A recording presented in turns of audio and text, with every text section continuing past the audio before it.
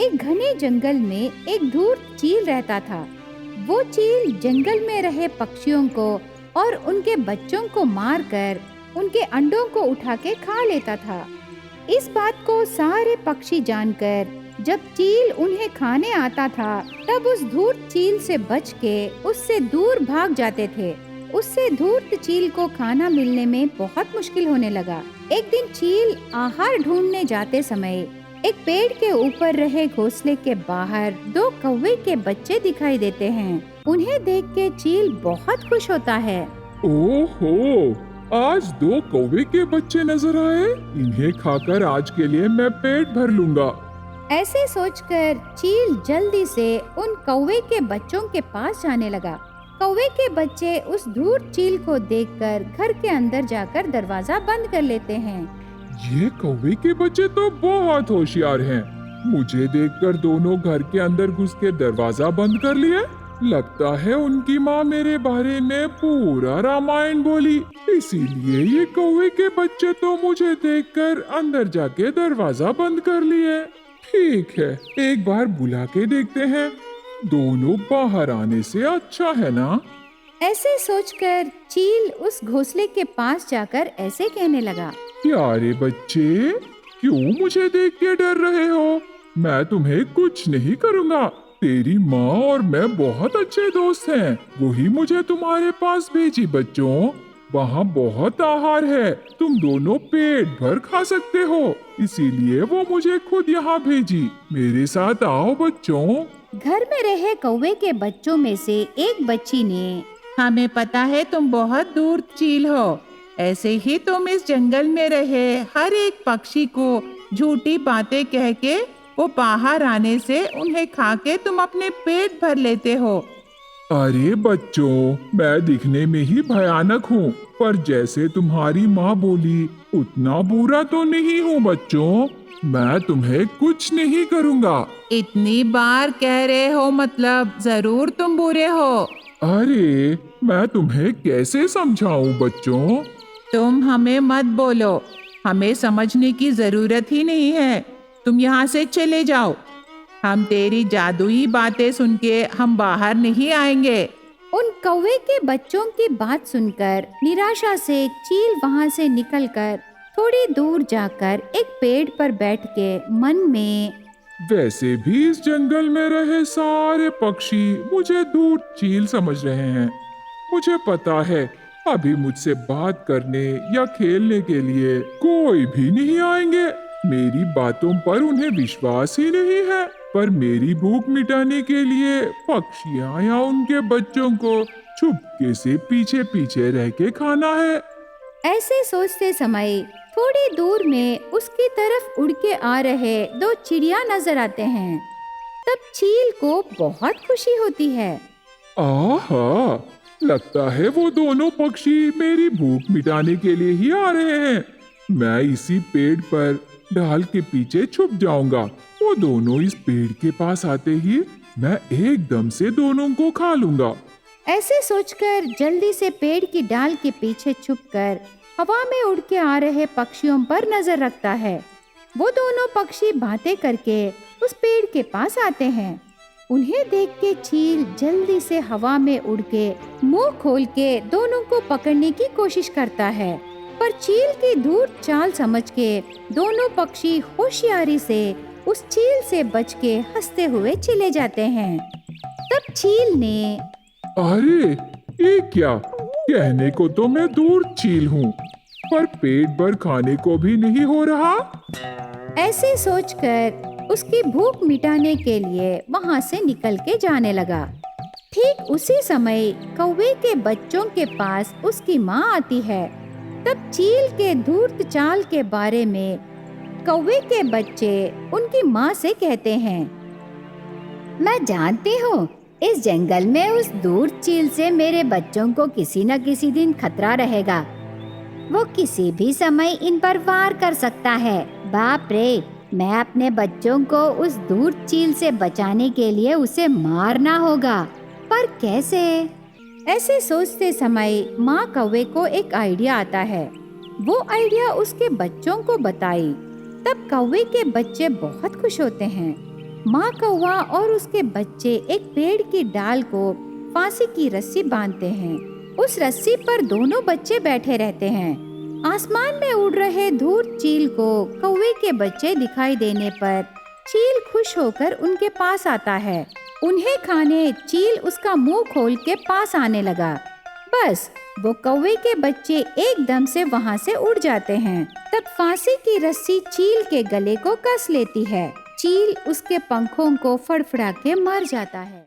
एक घने जंगल में शांतिपूर्ण माहौल के बीच बड़े पेड़ों को आए ताजे फल खाकर चिड़िया, कौवा, कबूतर और तोता ऐसे पक्षी आराम से जीने लगे। एक दिन चील कौवा घोंसले से बाहर जाने के बाद उसके अंडों को चुराना चाहा।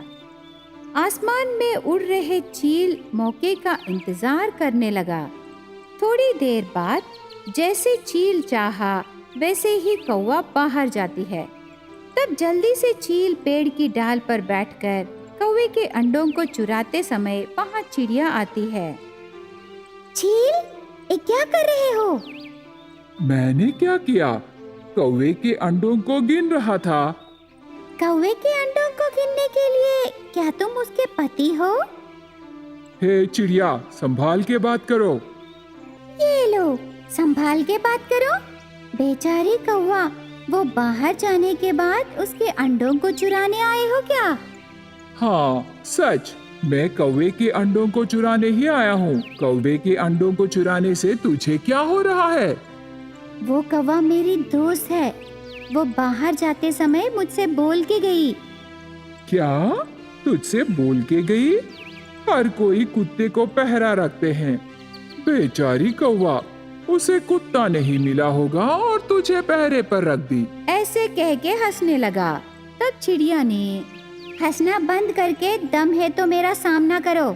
ऐसे चिड़िया सवाल करने पर छोटी सी चिड़िया पर ब्रह्मास्त्र कैसे डालूं? बातें बंद करो चील, दम है तो मेरा सामना करो, तब तुझे पता चलेगा। ऐसे चिड़िया भड़काने पर चील गुस्से से चिड़िया के ऊपर आता है। तब अचानक से तोता और कबूतर आके चिड़िया के बाजू खड़े होते हैं। उससे चील डर के, तू अपने दोस्तों के साथ मेरे ऊपर आ रही हो? देखते रहना, तुम सबको इस जंगल में नहीं रहने दूंगा। ऐसे कह के चील वहाँ से चला जाता है। ऐसे थोड़े दिन बीतने के बाद एक दिन डाल पर बैठी कौवे के पास सारस आती है। तब कौवे ने, सारस, अभी अभी आई हो क्या? हाँ कौवा, आज ही मैं यहाँ आई हूँ, लेकिन तू कैसी है? मैं तो बिल्कुल ठीक हूँ। यहाँ मेरे बहुत सारे दोस्त हैं। मेरे साथ आना, मैं तुझे उनसे मिलाती हूँ।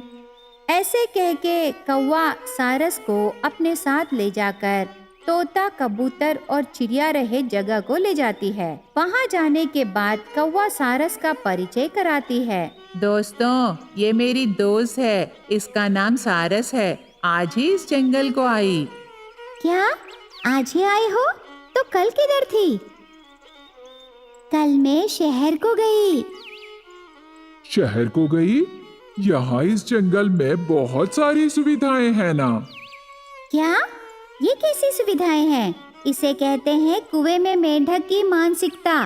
तुम क्या कह रही हो? हमें कुछ समझ में नहीं आया। तुम सब इसी जंगल में रहते हो ना, इसीलिए तुम्हें बाहर की दुनिया नहीं मालूम। लेकिन मैं दूर दूर तक सफर करती हूँ, मुझे सब पता है।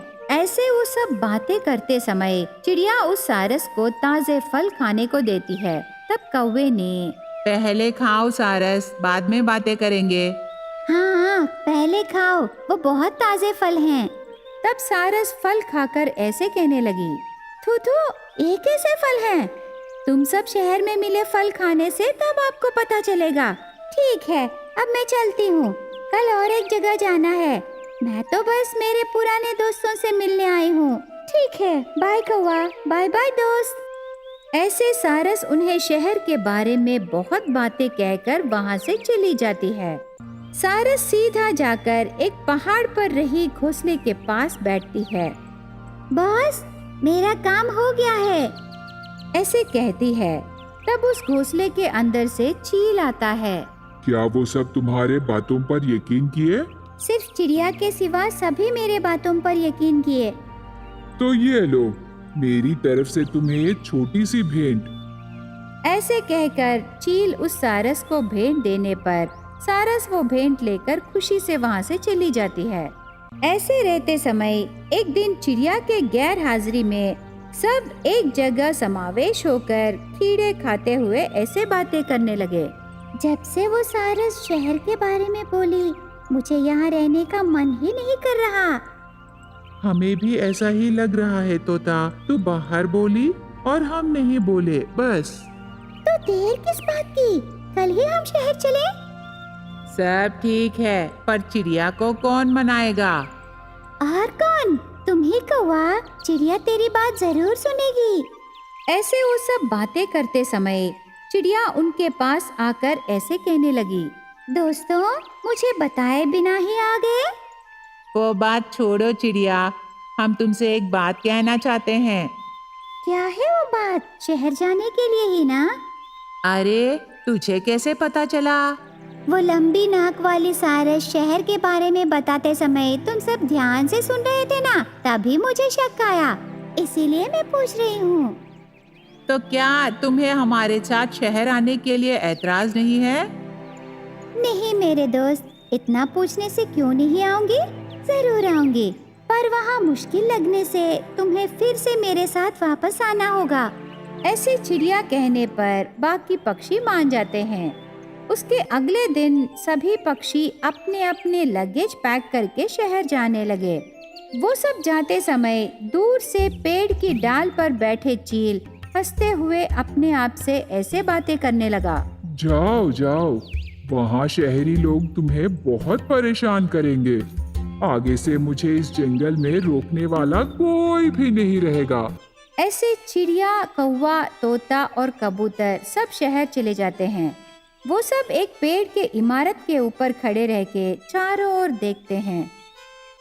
आहा, ये मानव तो बहुत बड़े बड़े इमारतें बना दिए। अरे यार, वो छोड़ और पहले ये देख फलों के पेड़ कहाँ हैं।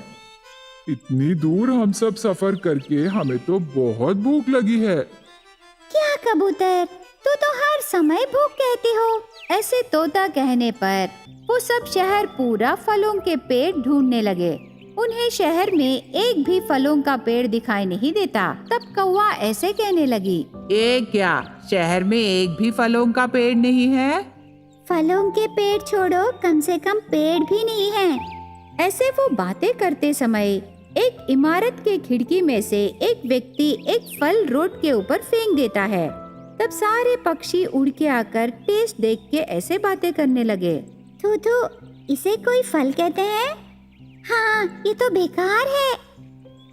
अरे, ये तो बहुत ठंडा है, शायद ये फ्रिज में रखे होंगे, बेकार है। ऐसे वो बातें करके सड़े हुए फल खा नहीं सके और भूखे रह गए।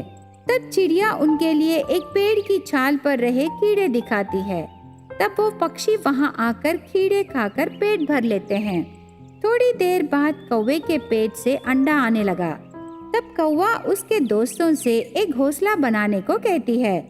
तब चिड़िया, कबूतर और तोता कौवे के लिए जल्दी से लकड़ियाँ चुन के एक बिल्डिंग के खिड़की के पास घोंसला बनाते हैं। तब कौवा उस घोंसले में अंडा रखती है। उसके बाद वो कौवा उसके दोस्तों का शुक्रिया अदा करती है।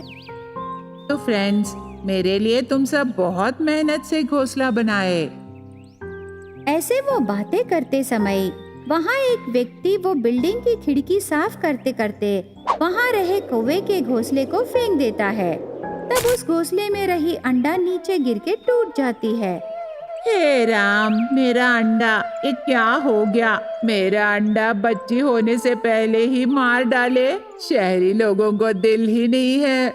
ऐसे कौवा रोते समय चिड़िया को उस व्यक्ति पर बहुत गुस्सा आता है। तब चिड़िया उसके साथ कबूतर और तोता को लेकर खिड़की पूरा गलीज करके आ जाते हैं।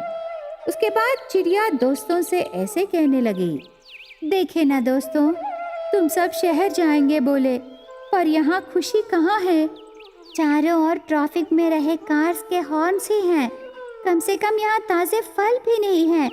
इसके अलावा उनके बिल्डिंग की सुंदरता के लिए हमारे छोटे से घोंसलों को नीचे गिरा रहे हैं। इसीलिए मेरी बात सुनो और मेरे साथ जंगल को आ जाओ। ऐसे चिड़िया उनसे कहने पर सभी पक्षी चिड़िया के साथ वापस जंगल को जाकर पहले की तरह शांति से रहने लगे।